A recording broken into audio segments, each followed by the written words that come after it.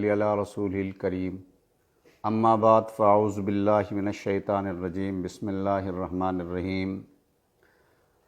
میرے اہل وطن پاکستانیوں، کشمیریوں اور امت مسلمہ کے نوجوانوں، بزرگوں، ماؤں، بہنوں، آج ایک مرتبہ پھر ہم یوم یکجہتی کشمیر منا رہے ہیں، اور یہ یوم یکجہتی کشمیر اس لیے بھی زیادہ اہمیت اور زیادہ یعنی حساس ہے کہ 5 اگست 2019 کو بھارتی جارحیت کے بعد یہ پہلا یوم یکجہتی کشمیر ہے۔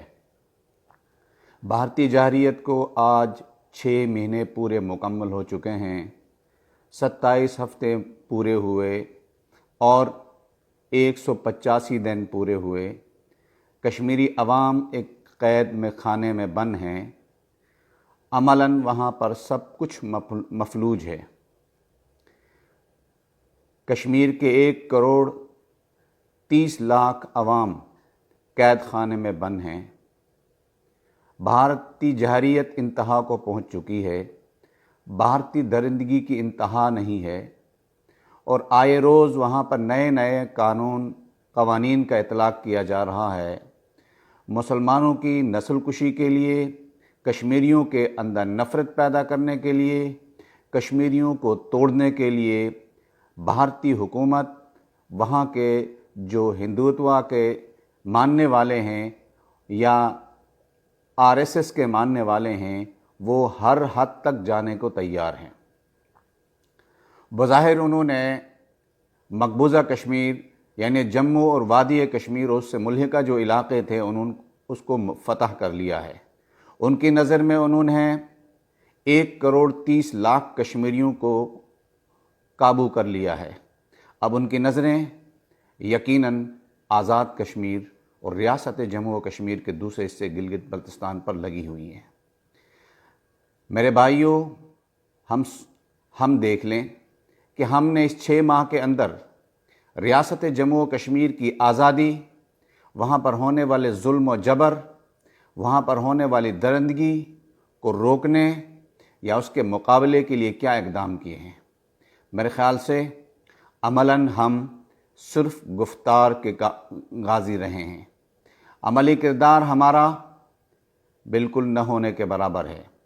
ہم انتہائی دفاعی پوزیشن پہ آئے ہوئے ہیں، حالانکہ ہمارے پاس بھارتی جارحیت کے بعد دفاعی پوزیشن میں رہنے کا کوئی حق نہیں، بلکہ ہمیں اقدامی پوزیشن پہ آنا چاہیے تھا۔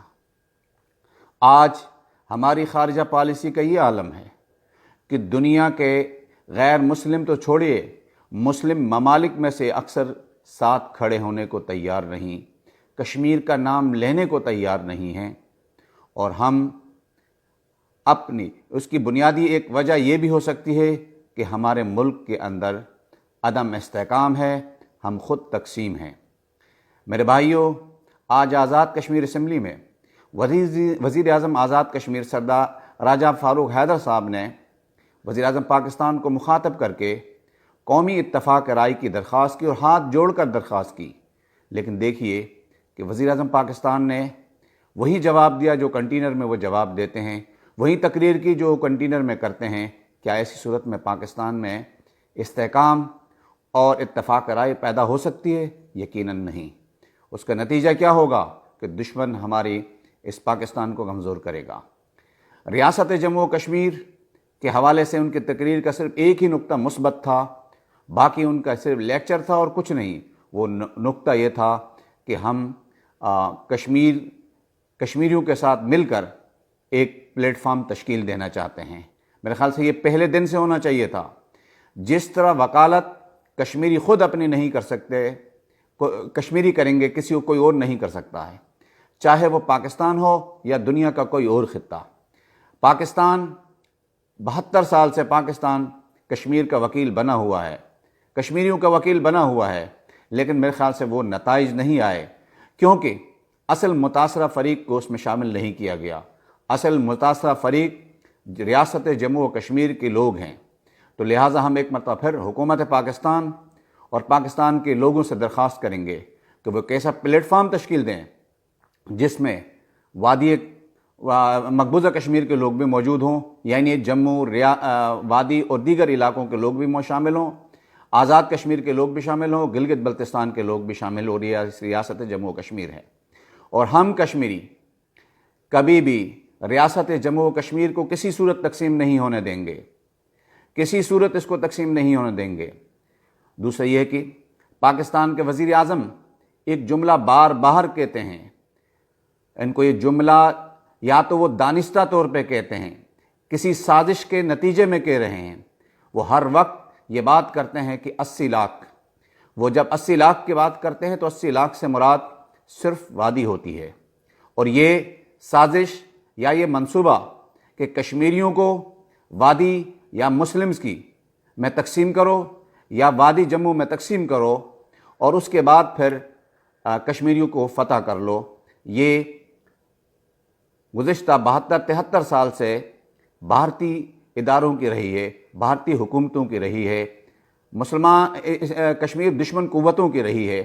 آج پاکستان کے وزیر اعظم بھی وہی بات کر رہے ہیں، ان کو یہ بات نہیں کرنی چاہیے۔ جب وہ 80 لاکھ کی بات کرتے ہیں تو صرف مسلمز کی بات کرتے ہیں، وہ صرف وادی کی بات کرتے ہیں۔ کشمیر میں جنگ مسلم نان مسلم کی نہیں ہے، لسانیت کی نہیں ہے، جغرافیہ کی نہیں ہے، وہاں پر صرف کشمیریت کی ہے۔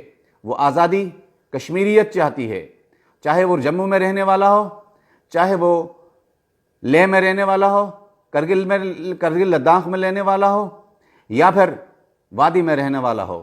تو لہٰذا وزیر اعظم پاکستان اس طرح کے جملوں سے گریز کریں۔ ان کی یہ بات اس بات کو تقویت پہنچا رہی ہے کہ کشمیر کو تقسیم کرنے کا فارمولہ طے ہو چکا ہے، اور وزیر اعظم پاکستان اس فارمولے سے باخبر ہیں، بلکہ بعض تو یہ بھی کہتے ہیں کہ وہ اس کا حصہ ہیں۔ انہیں کیا علم نہیں کہ ریاست جموں و کشمیر کا جو حصہ، جس حصے پر بھارت نے قبضہ کیا ہوا ہے، وہ حصہ 130 لاکھ مسلمانوں پر مشتمل ہے، 130 لاکھ کشمیریوں پر مشتمل ہے۔ وہ بار بار مسلمز کی وادی کی بات کیوں کرتے ہیں؟ یہ بات ریاست جموں و کشمیر کی تقسیم کی بات ہے۔ ہم ریاست جموں و کشمیر، گلگت بلتستان، آزاد کشمیر، مقبوضہ کشمیر، یہ ریاست ہے، اس ریاست کو تقسیم نہیں ہونے دیں گے۔ تو لہٰذا آج کے دن ہم سب نے ایک عہد کرنا ہے کہ ریاست جموں و کشمیر کو کسی صورت تقسیم نہیں ہونے دیا جائے گا، اور جو بھی اس تقسیم کا حصہ بنے گا اسے ہم میر جعفر، میر صادق اور غداران ملت، غداران وطن کا لقب دیں گے، اور ان کے ساتھ وہی سلوک ہو جائے گا جو غداروں کے ساتھ ہوتا ہے۔ تو لہٰذا ہمیں تقسیم مت کریں، پاکستان وکیل بنے، کشمیریوں کو آگے اپنا کیس خود لڑنے دیں، پاکستان سفیر بنے، کشمیریوں کو اپنے رودات دنیا کے سامنے سنانے دیں، کشمیریوں کو ہر فورم میں سامنے لایا جائے۔